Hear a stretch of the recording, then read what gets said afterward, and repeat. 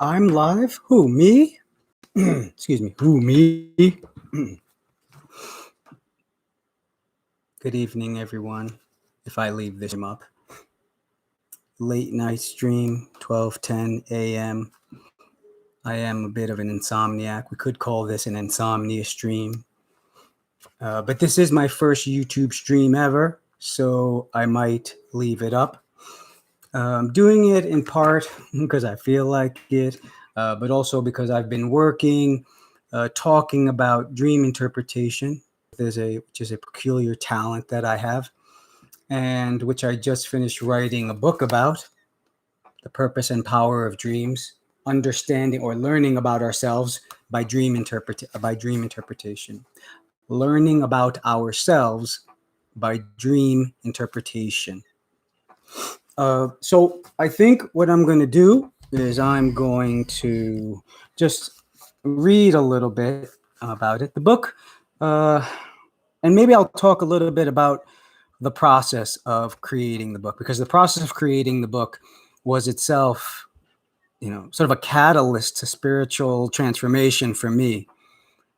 It was something which I had to set my mind, for those of you who know the reference, I have set my face like a flint, knowing I shall not be put to shame. I had to set my face to, focus on manifesting what I knew could be done, but the emotional challenges that come up to challenge you to say, no, it's not going to be done, or it can't be done.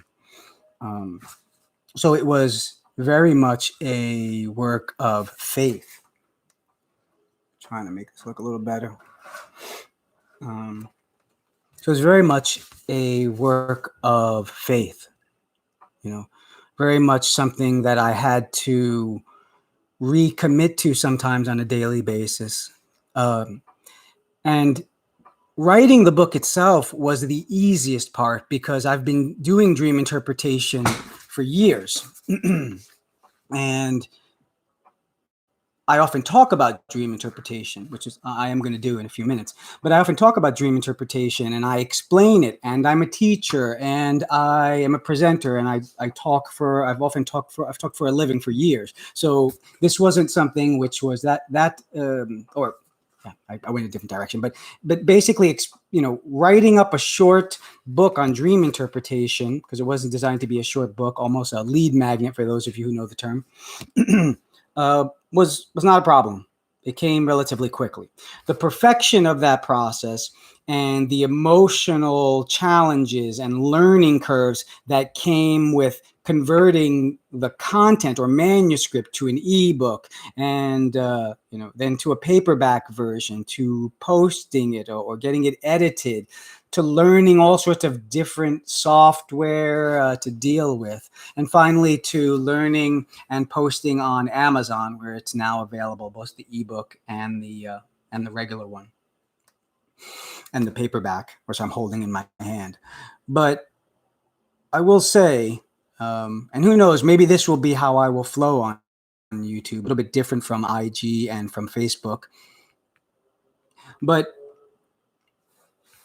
I would love to sell, and I walk in that expectation to sell plenty of copies, right? Thousands of copies, millions of copies. And I do believe the book is good. I'm going to read to you from it a little bit. But that's not the ultimate goal. The reason the book is good, I would say, the reason the book is good is because it is,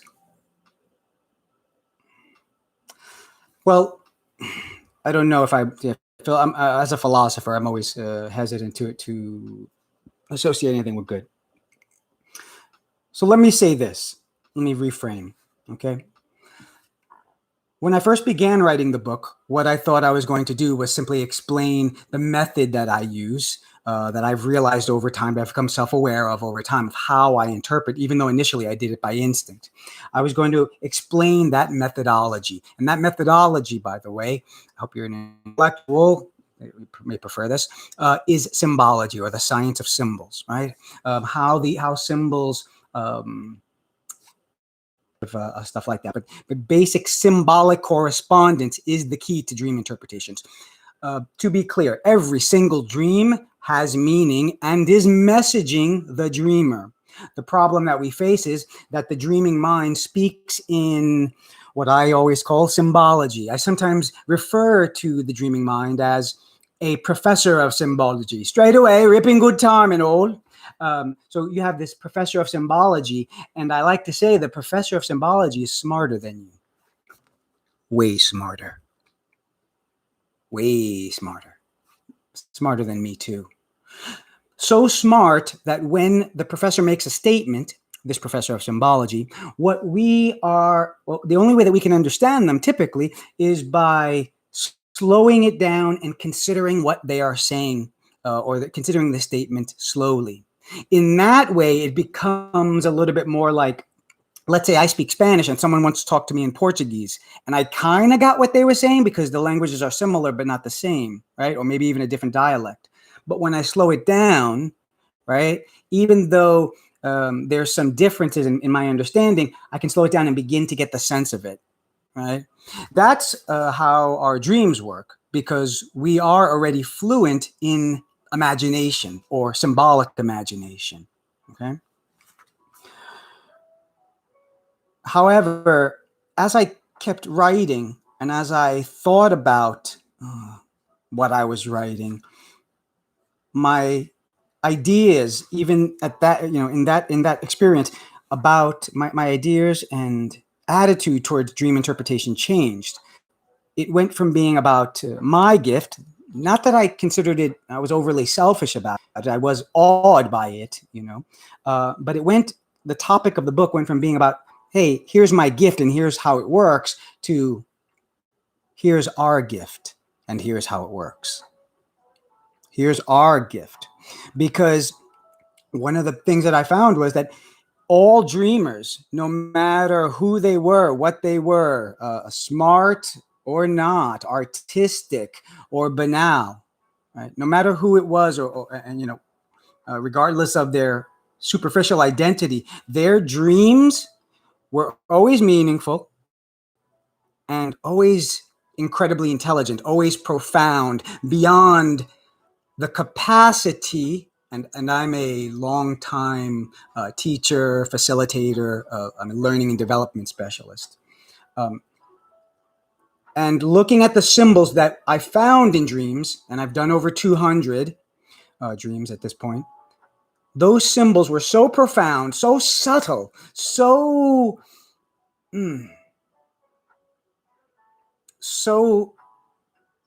precise in their correspondence that you would define a person, especially those of you who are familiar with literature and parables and metaphors and analogies, and how when they're perfect, there's a power to them that is amazing. You see it in movies and books and so on. And this is what I have found in dreams, is that every single one of them, without fail, is meaningful. And every single one of them, every bit of it within that dream, is incredibly meaningful. So if I like to joke, the person says, hey, I was in a field and I picked up an apple, but I picked it up with my left hand for some reason, which is strange because I'm right-handed. But anyway, I don't think that means anything, but right? No, every detail means something. Every detail means something. Okay. And to conclude that part, and then the question became, well, what does that say? That says that within each within each person, within each mind, is a subconscious mind that is brilliant. We speak of it and regard it as, our dreams, and even ourselves, as if they're just a mystery that cannot be understood. And one of the things that dream says is, with careful and diligent study, we can understand ourselves. That's pretty interesting. That's pretty exciting. And that's part of my purpose. I believe that's part of my spiritual purpose, my spiritual work. is to, at this time, one of the things is to remind people and bring about even a renaissance in reverence for dreaming. Why? Because that will in turn lead to a cultivation of imagination. It will lead to awareness of symbolic influences. It will lead to many things. This is my hope and my faith, eh? Do you believe with me? I hope so. Need all the help I can get, y'all. You know what I'm saying? Ya tú sabes, ¿ok? Quiero hablar un poquito de español para que están ahí. Hola, ok, te quiero.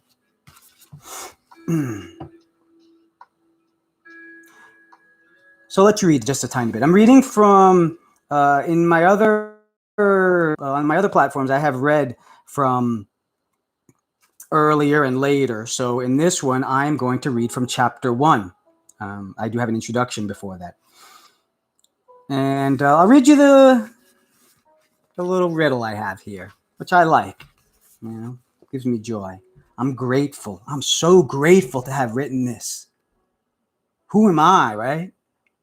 To have written this book that is a true representation, that truly talks about how amazing, marvelous, and mysterious human beings are. Wow, that's amazing. All right, so chapter 1, the mystery of dreams. Y'all want a little music with that? Vamos a ver cómo trabaja eso. Chapter 1, the mystery of dreams. I may seem real, though you think not. Once you leave, I'm usually forgot. I see your secrets while you just blink. I always say what you really think. What am I? So that was like a riddle I put there. We all dream. Pardon. The mysterious riddles of dreaming. We all dream, but dreaming itself remains a mysterious riddle in so many ways. Dreams occur in our sleep, often seem nonsensical even to the dreamer, often resemble reality but rarely use its rules, have long been associated with the supernatural, and are widely believed to be able to foretell the future. Of course, most people forget or just dismiss their dreams as psychological gibberish. But I know something that feels like a secret. The mystery of dreams says something special about us, me and you. And the mystery of dreams is a mystery worth solving. I like that little bit right there. Let's go a little bit further, not too much. Curious symbolism. Hopefully this is not too loud. La música. Como se dice en inglés, chilling.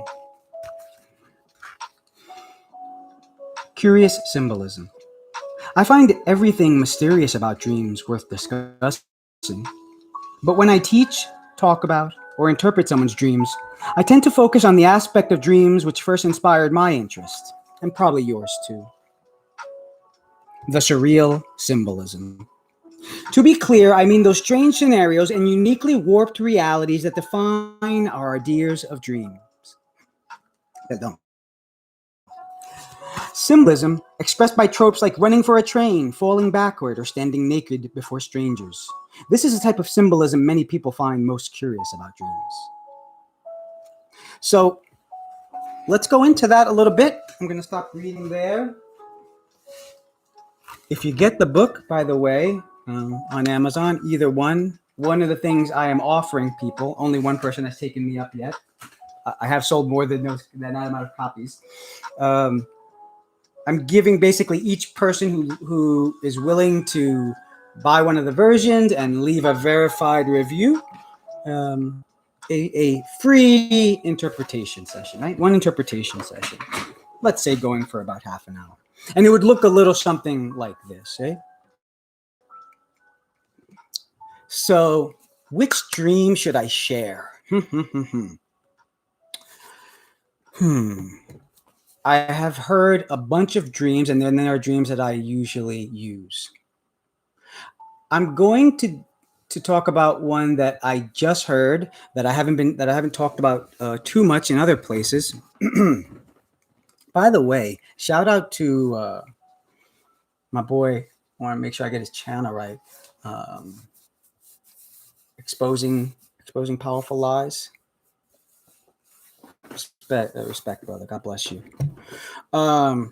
So okay, I'm going to talk about this dream that I just got a few days ago by one of the people who purchased the book, and this one is truly fascinating. I think they're all fascinating. And besides just sharing the dream and sharing the interpretation, I'm going to talk about the method of symbological interpretation that I use, the correspondence idea I talked about before. And then if you get this, you get everything, right? Except for the levels of subtlety, right? You know, like the pieces of a puzzle, the pieces of a dream all go together. They all go into a spot. And once you see how that works, just like if you were watching somebody use a puzzle, you'd be like, oh, even if they didn't explain it with words, you would understand just from the nature of what the puzzle looks like. Oh, it works in a particular way. What that analogy does not really address is how there's a subtlety to every aspect of a dream and the way the dreamer explains it or talks about it that is incredible in the etymological sense of that word, which is right? Not believable, credible. Yeah, like it is very difficult to believe the level of genius that is demonstrated. But okay, enough for that, right? Let's get to it. My apologies. My apologies, my friend. All right.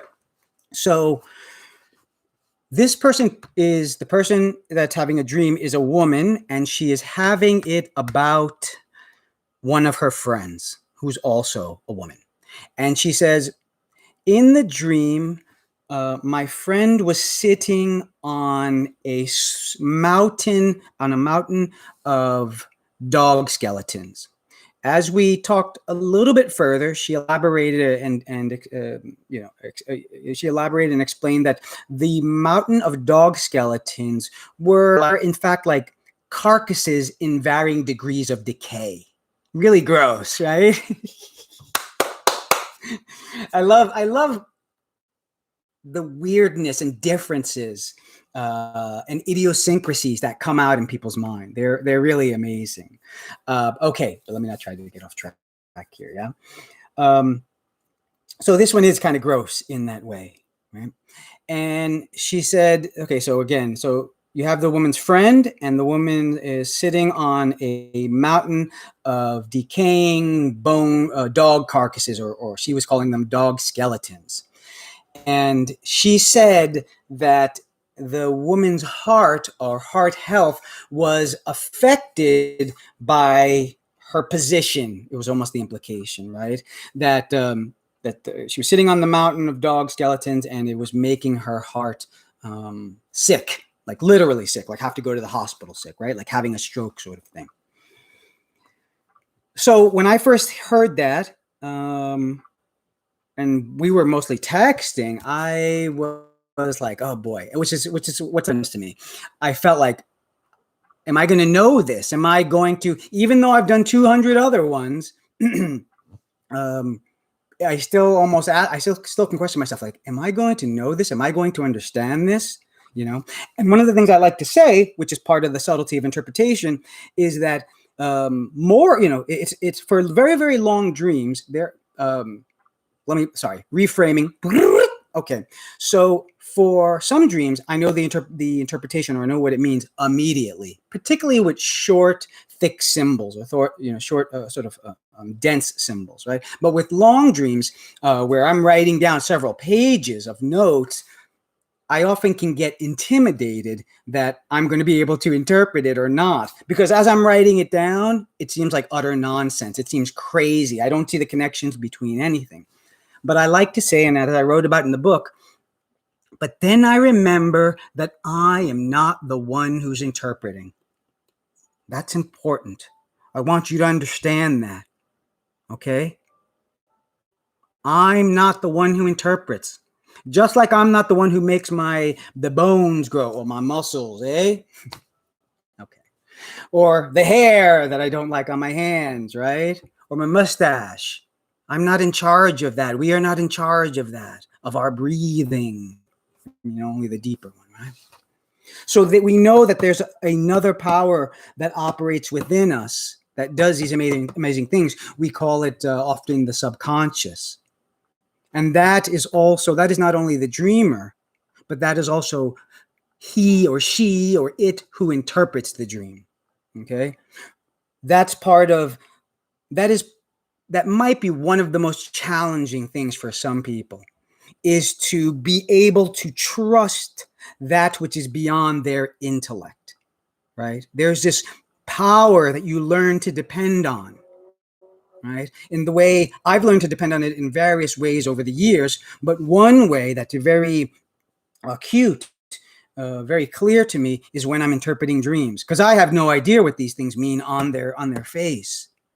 But as I begin to, give the question over to my unconscious or to my subconscious, it takes over and shows me that I do know the meaning, or that it knows the meaning within me, right? That we are familiar, even the dreamer, with those symbols. So let's get to it then. So as we talked just a little bit, because I don't really remember what triggered it, but as we talked just a little bit further, what happened was she said something like, my friend,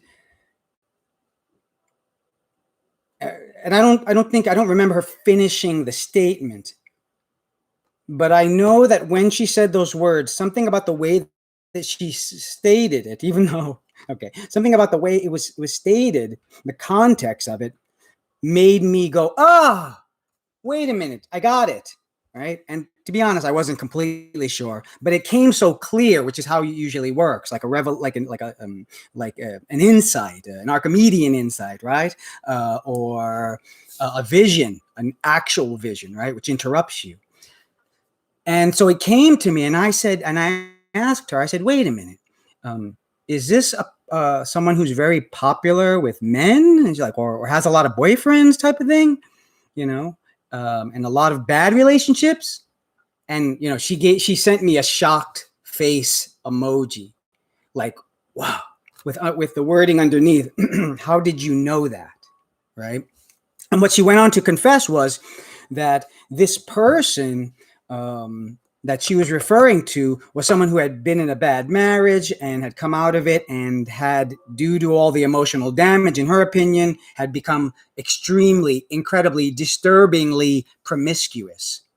Not just promiscuous where a conservative person might be disturbed, but, she really was very, very disturbed by what she was seeing her friend suddenly become, or how her friend was suddenly acting.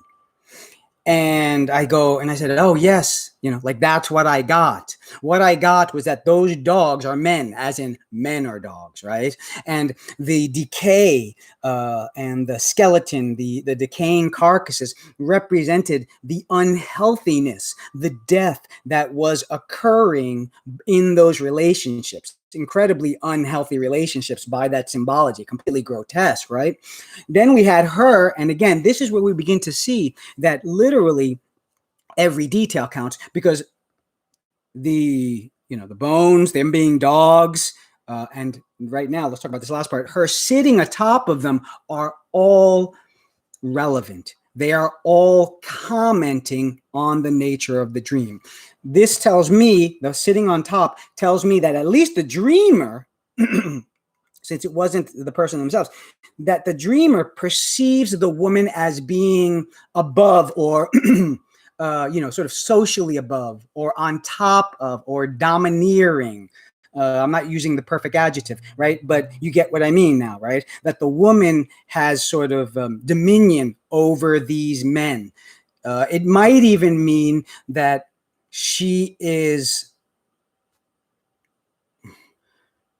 do we want to say promoting, or that she is the one who is over the overall ruler and enabler and facilitator of these deaths, okay, of the deaths, of putrefaction, which is one of the words that was used, of the dogs that she is all sitting on top of.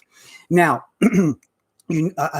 hopefully I said that when the dreamer described it, she said that one of the things was that the woman, her friend sitting on top, experienced heart troubles. Do you see this now, my friends? Get that, right? That just like a puzzle, you can't just say it means this and then it contradicts some other element. All the elements should contribute, should begin to come together to form a single picture, which relates both to itself, and also to the dreamer, to the or to the mind of the dreamer. Okay. So that last part where it bothered her heart would make sense for most of us, right? That even if she is, one of these women who sort of abuses men, perhaps because she's so attractive, which is part of what the implication was when it was explained to me, that all these men are chasing her. Because at first I thought to myself, well, maybe it's just, she's choosing bad men. But whatever the case is, whether they are bad or she is bad, whether it's the level of conscious participation that's involved, regardless of all that, it's hurting her heart is what is being perceived by the dreamer. All right. So did you see that? Does that make sense? You don't have to rewind. I'm gonna sum it up again. Okay. So we're talking about symbological correspondence in this, which I happen to call I name all the dreams. So this one is called The Mountain of Dog Skeletons. Is that a catchy title or what? The Mountain of Dog Skeletons. So in the Mountain of Dog Skeletons, what we have is someone, not the person themselves, right? The person is seeing their friend as on top of a mountain of dog skeletons sitting there, and it hurts their heart. And what we figured out was, by symbological sort of insight, which is beyond our use of words or our simple rational mind. It's more like our creative mind, right? Our subconscious mind showed us that, oh, wait a minute. Okay, for this dreamer, the dogs are the men that, inhuman or less than human men, right? And this means, most likely that they're acting like that. They're acting like animals. All the men who her friend was having sex with, in an overly promiscuous, rather neurotic sort of way. So much so that it was disturbing. And she said that and that in the dream, her friend's heart became unhealthy. And she actually ended up talking to her friend about that very particular thing. So, and what we found out was that it's referring to these men, and that to the effect it's having those relationships, all those, decaying, unhealthy relationships are having on her heart. Yeah. And again, if the more that I'm talking to the dreamer and I ask him questions, which for some reason I didn't really expect, the sharper and more detailed the dreams become, right? I mean, the more I find every single detail, like I'm not going to do a whole nother dream. I'm going to stop in about 5 minutes or so or less. But one of the dreams that I talk about is, the example that I was going to use is when someone was telling me about a dream where they were running to a train, right? They were trying to escape to something like a salvation train. They were being pursued by lava. It was a couple, right? And so afterwards, after I interpreted the whole dream, it was much longer than that, and we got all into it. They were like, dang, she was like, dang, Mike, that's really, that's incredible. And then she started talking to me about why she thought the interpretation was remarkable. And here's the thing she started saying. She started saying, well, I'm with my, relatively new fiance, and we have been tempted, but we are trying to stay pure. These are spiritual folk, right? We are trying to stay pure and make sure that we don't, and this is where it starts to get interesting. She started saying things like, we didn't want to get derailed by sexuality. We wanted to make sure we stayed on track, that we didn't get sidetracked. Do you see how all of those terms, derailed, sidetrack, off track, relate? And this is when she's explaining it to me afterward. They relate back without her knowing. She's not aware of this. They relate back to the very heart and theme of her story, the subway, catching the train, escaping the lava, right? And again, even as she said that, like, escaping sexual temptation, boom, that's the lava, right? So again, it's amazing. Not only every detail in every dream, but almost like it's made me a bit of a mentalist, if you know that show or that idea, because now when people speak, I almost have to warn them before they give me the dream interpretation, before they give me their dream, that this will tell me about you, right? I had one young guy who I interpreted for, and what his dream told me was he seems to have a problem, perhaps an addiction with pornography. So you can imagine the awkwardness of that as I unfolded, what I thought was going on, which was, I didn't use those words, but talking about being like, there was a creature that wrapped itself around him. It was a sexual creature and so on, stuff like that, and then sort of both of us realizing, like, awkward, like him realizing, like, oh man, this is about like the porn thing, right? And me realizing it, kind of. We did end up having a talk, and I encouraged him, general, right, without going into details or asking too many more questions. But that's how dream interpretation works. So what do you think? This is my first live stream. Can I get some love? Can a brother puede darme un poquito de amor? ¿Qué tú crees? Okay. Well, anyway, I hope this reaches some folks, and who knows? Right? Maybe the person it'll reach will buy 1 million copies of the book, or one, and it'll change them forever. Till then, sweet dreams.